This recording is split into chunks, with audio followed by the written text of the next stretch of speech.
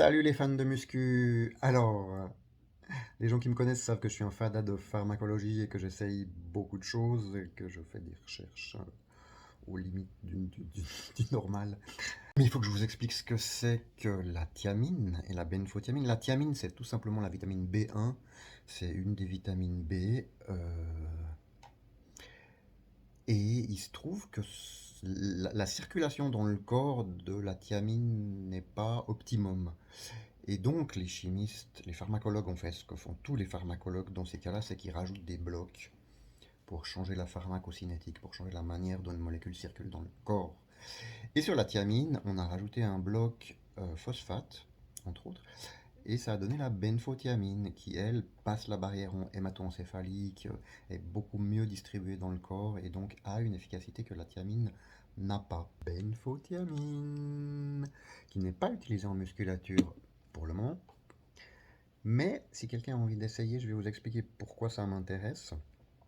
Euh, Moi, je l'essaye, hein. Je cherche pas des cobayes pour une expérience que je n'oserais pas faire au cas où.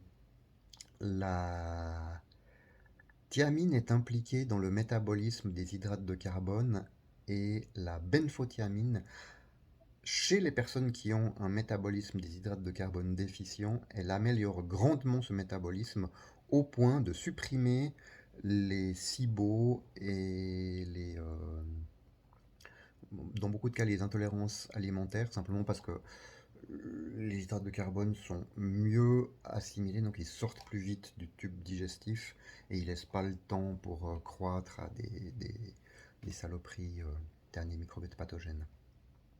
Mais du coup, moi ce que je me demande, c'est si pour des personnes qui ont une demande anormalement élevée en ressources en hydrates de carbone, typiquement les bodybuilders, et j'ai entendu dire que les bodybuilders à haut niveau, ils avaient souvent des problèmes digestifs.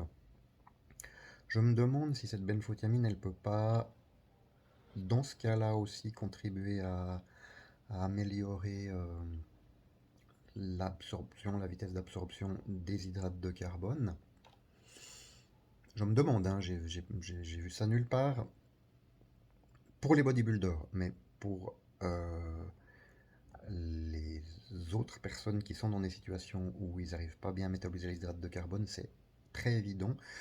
C'est des travaux qui sont très solidement étayés, c'est des recherches qui ont été faites massivement, mais dans les années 60, au Japon et en Corée, et à cette époque-là, on ne traduisait pas vers l'anglais.